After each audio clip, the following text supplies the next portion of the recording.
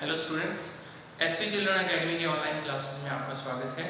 Agriculture chemistry के अंदर आज हम एक नया लेसन स्टार्ट कर रहे हैं।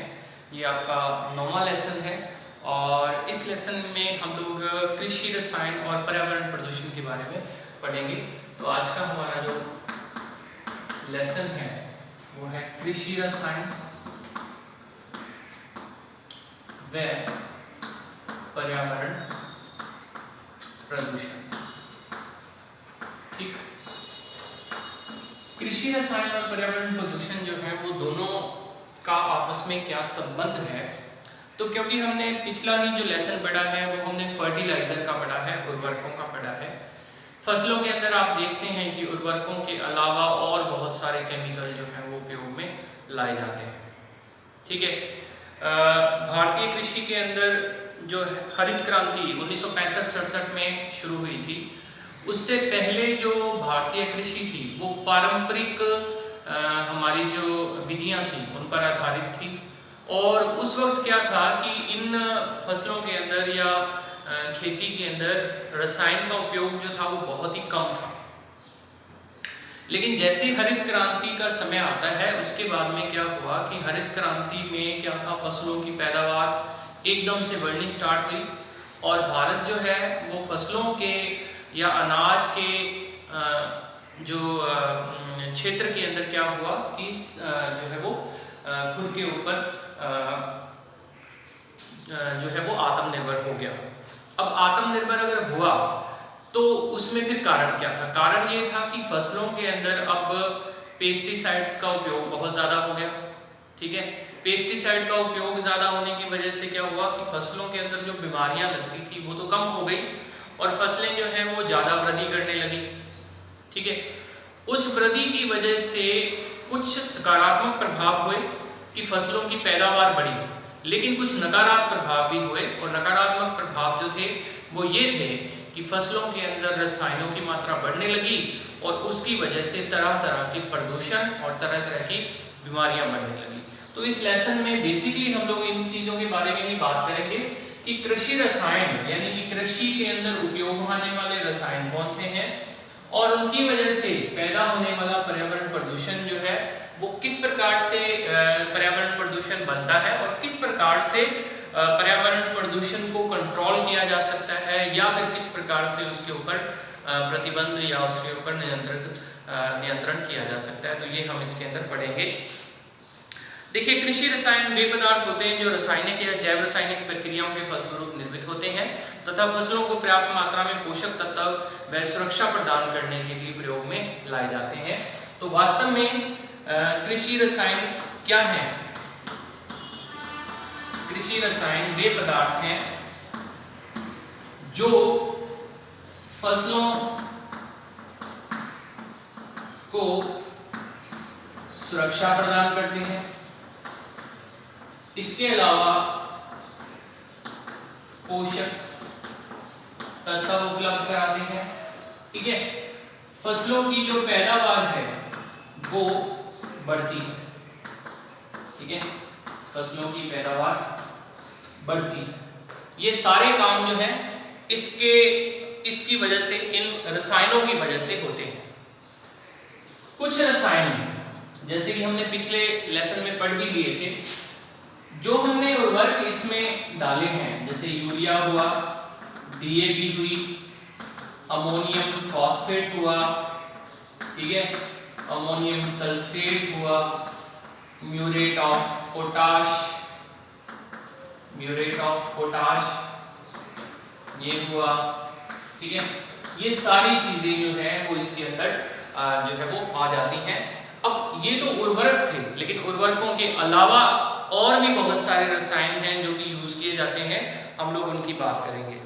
ठीक है, तो देखिए भाई, उर्वरकों के अलावा कृषि रसायन जो है वो कौन कौन से कृषि रसायन उपयोग में लाए जाते हैं, चलिए सीखते हैं।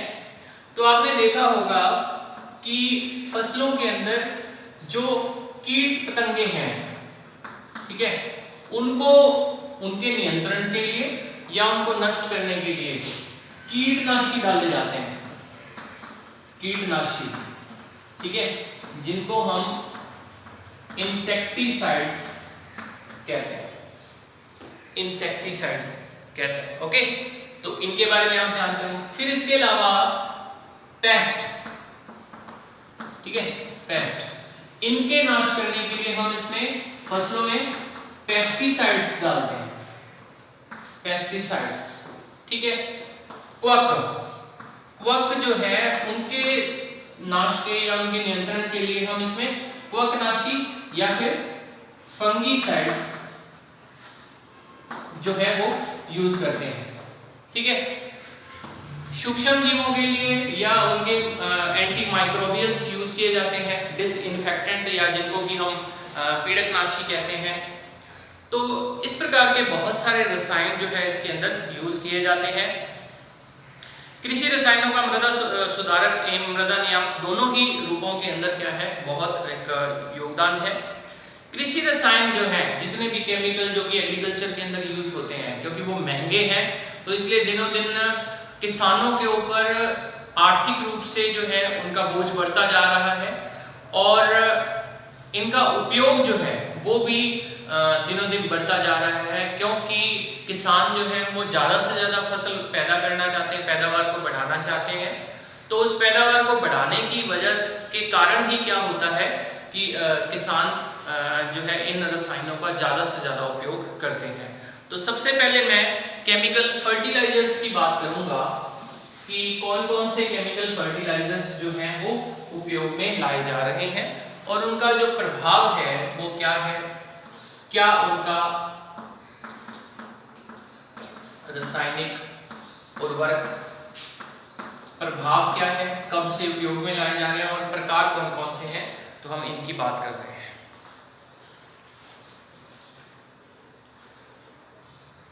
तो ये देखिए कुछ इंट्रोडक्शन मैंने रासायनिक उर्वरकों के बारे में लिखा है। ये थोड़ी सी हिस्टोरिकल चीजें हैं, आपको याद रखनी है।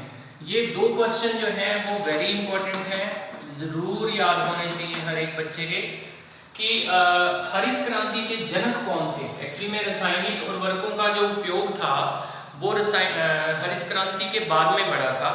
तो हरित क्रांति के जनक आपको याद रखना है कि हरित क्रांति के अगर हम विश्व स्तर पर देखें तो विश्व स्तर पर हरित क्रांति के जो जनक हैं वो डॉक्टर नॉर्मन ई बोरलॉग थे। तो ये नाम आपको याद रखना है, डॉक्टर नॉर्मन ई बोरलॉग जो है विश्व हरित क्रांति के जनक थे।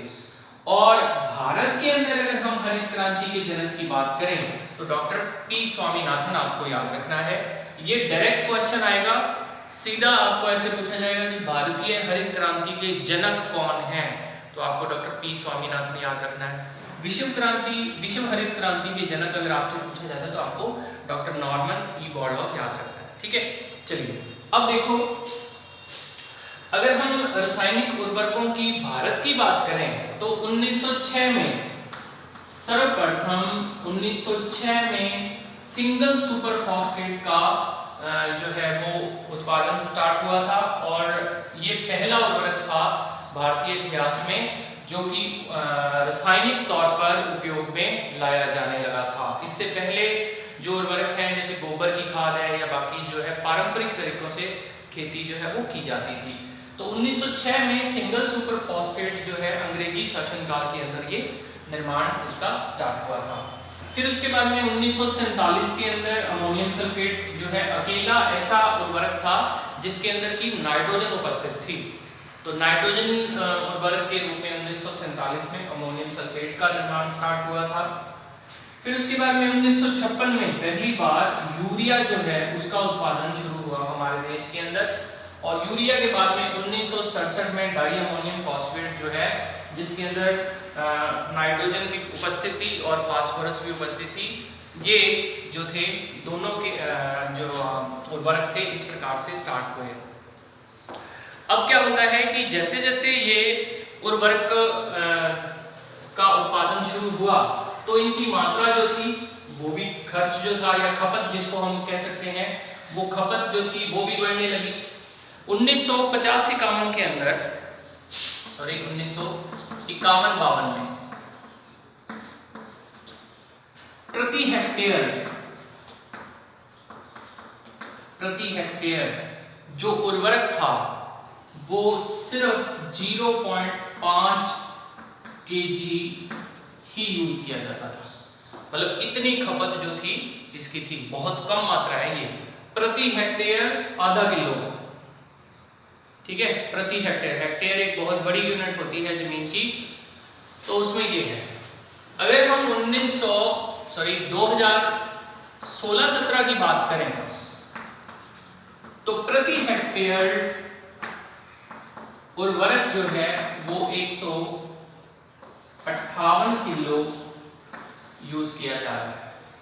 ठीक है, यानी कि इनकी मात्रा इतनी बढ़ चुकी है 0.5 kg से अब ये मात्रा प्रति हेक्टेयर 158 kg तक पहुंच चुकी है।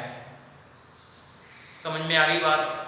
मतलब ये हुआ कि आपके सामने है कि रासायनिक उर्वरकों की, पेस्टिसाइड और वो तो अभी आई नहीं है, ये सिर्फ खाद की मैं बात कर रहा हूं, उर्वरक की मैं बात कर रहा हूं कि उसकी मात्रा अब इतनी हो चुकी है।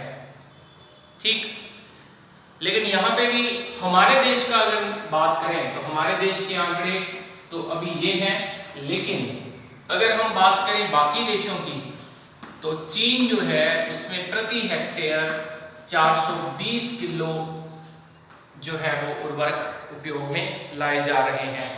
ठीक है, इसके अलावा इजिप्ट में 389 kg। ठीक है,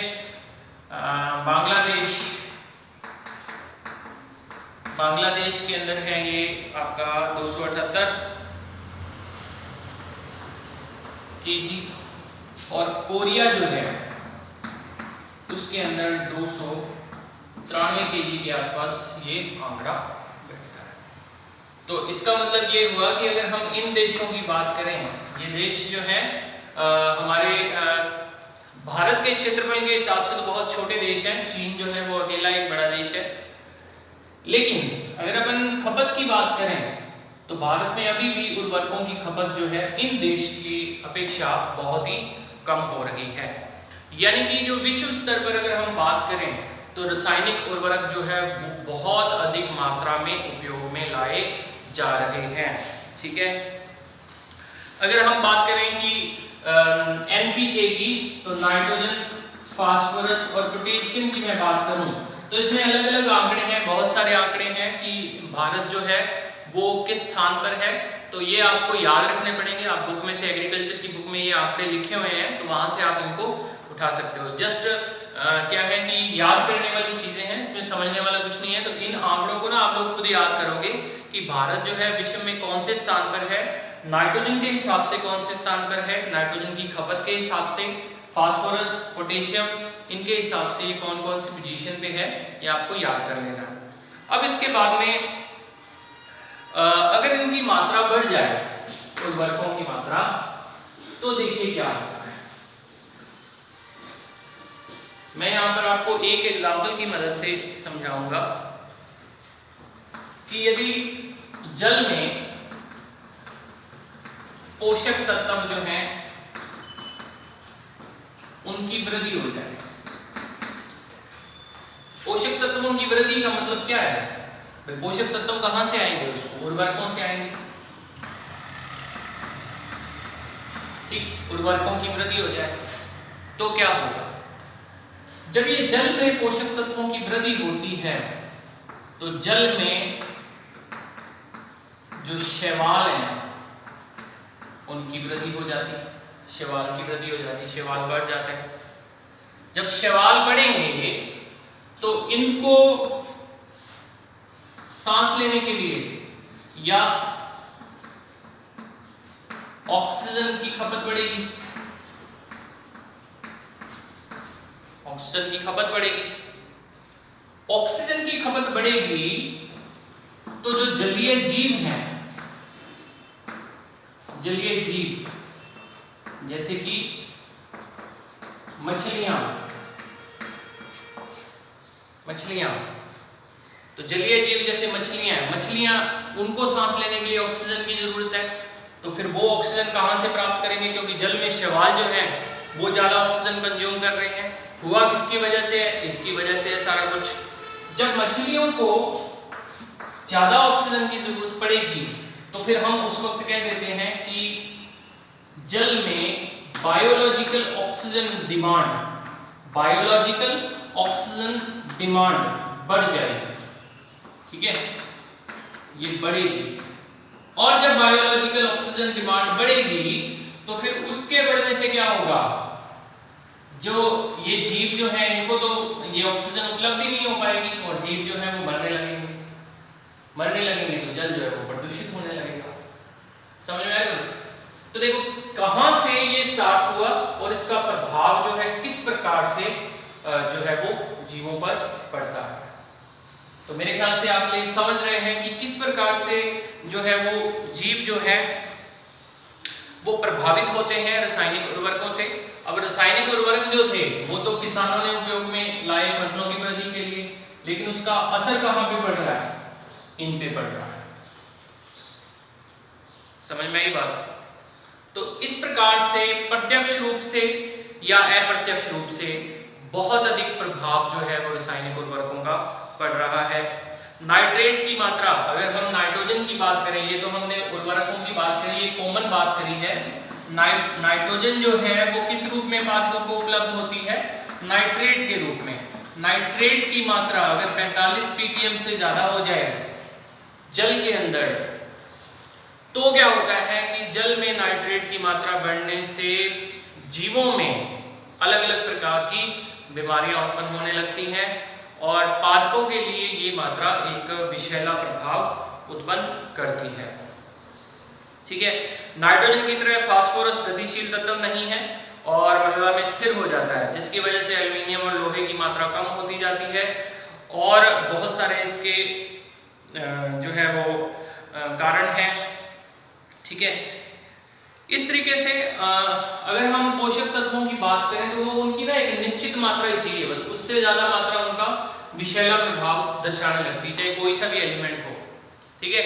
नाइट्रोजन की अधिकता के कारण विषैले प्रभाव हम पढ़ चुके हैं। इसी तरीके से फास्फोरस हुआ, आयरन हुआ, एल्युमिनियम हुआ, ठीक है, कॉपर हुआ, सबकी अधिकता जो है एक विषैला प्रभाव उत्पन्न करती है।